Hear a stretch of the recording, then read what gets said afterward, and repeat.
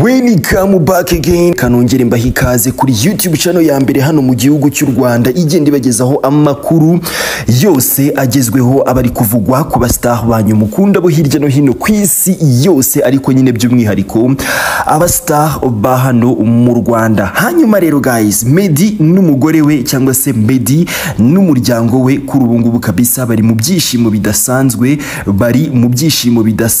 ndetse uretse n'ibyo ngibyo Meddy muri iyi minsi numwe mu bastar bategerejwe i Kigali mu bukwe bw'inshuti ye magara The Ben. Meddy kabisa biteganyijwe yuko muri kino cyumweru kabisa kino cyumweru kizarangira ari kubarizwa hano mu Rwanda i Kigali, aho azaba yaje mu bukwe bwa The Ben. Ahubwo mbere yuko tunakomeza mbabwira Meddy n'umuryango we uko byifashe kabisa, mbabwira nyine cyatumye nkora iyi nkuru, reka mbanze mbabwira akantu ntekereza yuko abenshi muri mwebwe abenshi murabizi, hari n'abandi batabizi, ariko ndumva ari ikintu cyangombwa kabisa ngomba guheraho muri iyi nkuru. Meddy rero ategerejwe mu bukwe bwa The Ben hano i Kigali muri kino cyumweru kabisa. Ubukwe buzaba ku itariki 23 z'ukwezi kwa 12 2023. Nkuko mubizi kamukiremo amashusho kabisa, mivuge n'amashusho arimo.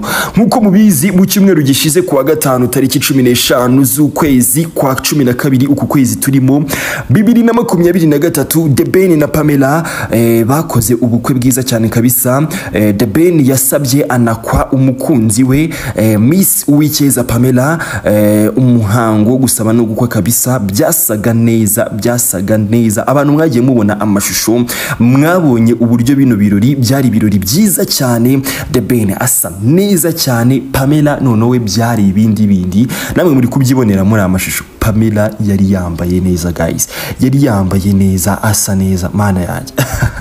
Abantu benshi amashusho mwarayabonye kabisa. Biragoye ko nta muntu kabisa wari ufite telefone utarabonye amashusho y'ubukwe bwa The Ben na Pamela. Biragoye kabisa kuba hari umuntu wari ufite smartphone na internet akaba atarabonye ubukwe bwa The Ben na Pamela, gusa nyine umuhango gusaba no gukwa. Hanyuma rero muri kino cyumweru, noneho kino cyumweru turimo harabura n'iminsi mike cyane kabisa, kuwa gatandatu tariki 23 za kuno kwezi kwa 12 2023, Meddy kuwa gatandatu kabisa biteganyijwe yuko azaba ari mu bukwe bwa The Ben.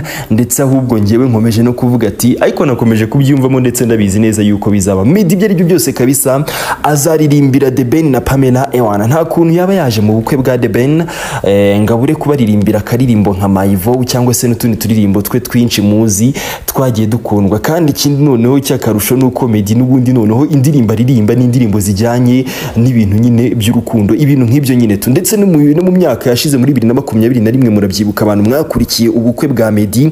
The Ben yaririmbiye Meddy n'umugore we mu bukwe bwabo kabisa. Ewana ngiye numvishe uburyo The Ben yabaririmbiye, abantu mubyibuka neza, aririmbira nyine Meddy mu bukwe bwe n'umugore we witwa Mimi w'umunya Ethiopia. Abantu mwabyumvise neza, The Ben aririmbira Meddy na Mimi. Ewana byari bidasanzwe. The Ben nicyo gihe numvise noneho ijwi rye riyunguruye neza. The Ben icyo gihe muri 2021 mu bukwe bwa Meddy na Mimi yarabaririmbiye arahogoza, ndavuga ati cyakoze wa musore. Ewana nibwo bwa mbere nakumva live ijwi.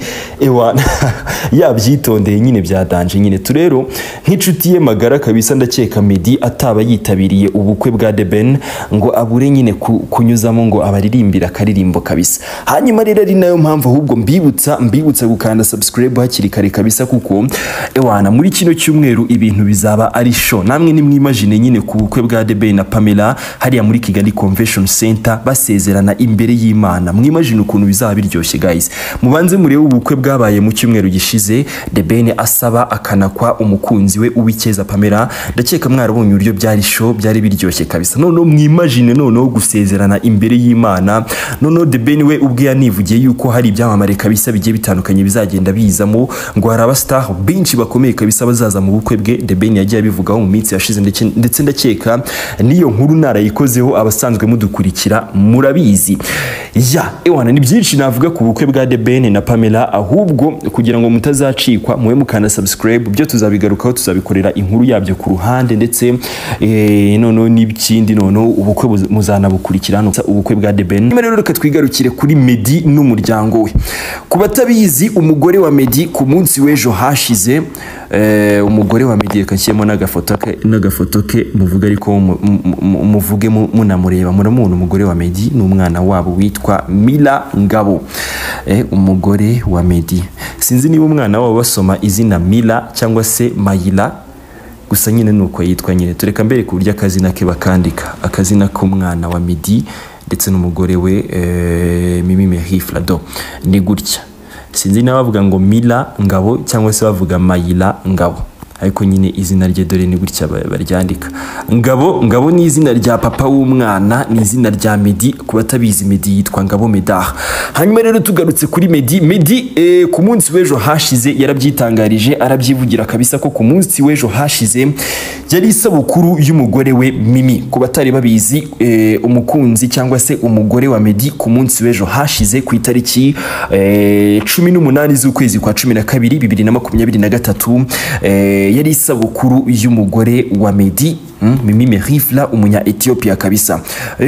Ndetse ku munsi w'ejo hashize The Ben na Meddy Meddy ewana yamuteye imitoma karahava. Nacyo kintu gitumye nyine nkora iyi nkuru nyine tu, ariko mu by'ukuri nanajya mbibutse nyine ku bukwe bwa The Ben na Pamela, mbabwira yuko Meddy azaba hari, ibintu nkeka yuko benshi muri mwebwe n'ubundi mwari musanzwe muzi, ariko nyine nagombaga kuvuga n'abatabizi bakabimenya. Hanyuma rero ku munsi w'ejo hashize Meddy yagize ati ngo umwamikazi wanjye yavutse.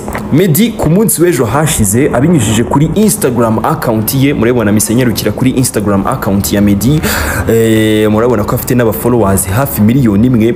Ku munsi w'ejo hashize rero Meddy abinyujije kuri Instagram account ye yapostinze kano gafoto, ari kumwe n'umugore we Mimi, muri kwabona hano kabisa, ari kumwe n'umugore we Mimi. None nyuma yo gupostinga iyi foto, ni foto yapostinze mu rwego rwo kwifuriza umugore we Mimi isabukuru nziza y'amavuko.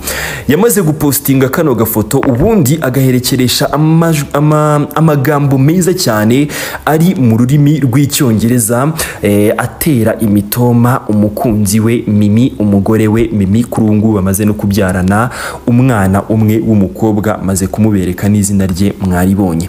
Hanyuma rero Meddy nyuma yo gupostinga iriya foto yahise yiherekeresha aya magambo muri kureba hano ari mu rurimi rw'icyongereza, ngiye kuyabwira mu Kinyarwanda, aho yatangiye agira ati ngo today my queen was born.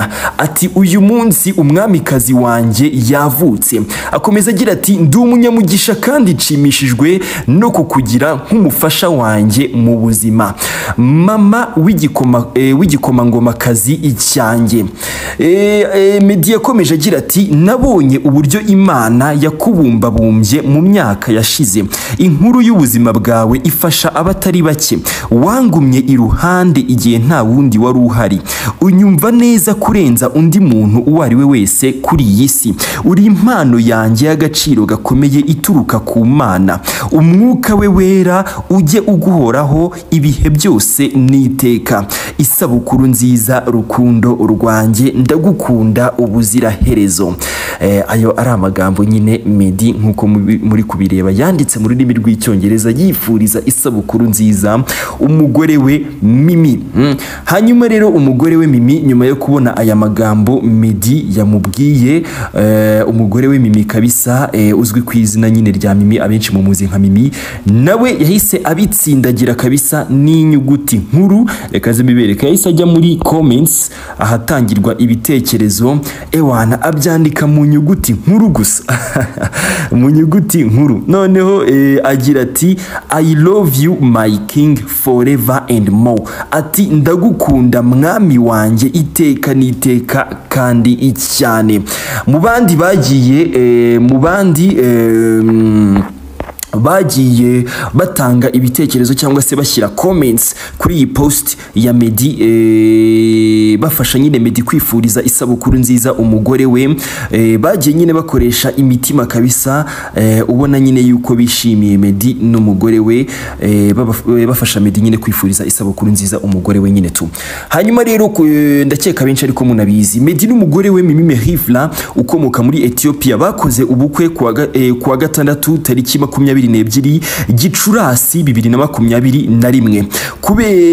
N'ubukwe bwabereye muri leta yitwa Texas, mu mujyi wa Dallas muri leta zunze ubumwe za Amerika. N'ibirori byitabiriwe n'abantu bake mu rwego rwo kwirinda icyorezo cya COVID-19, barimo ibyamamare nka The Ben, King James n'abandi. Meddy kuri ubu ngubu ndetse nkaba nanatangiye mbibabwira, Meddy kuri ubu ngubu akaba ategerejwe i Kigali mu bukwe bw'inshuti ye magara The Ben, ubukwe butegerejwe kuba ku itariki 23 za kuno kwezi kwa 12 2023. Ngayo nguko kabisa, ndakeka ibyo nagomba kuvuga byose mbivuze.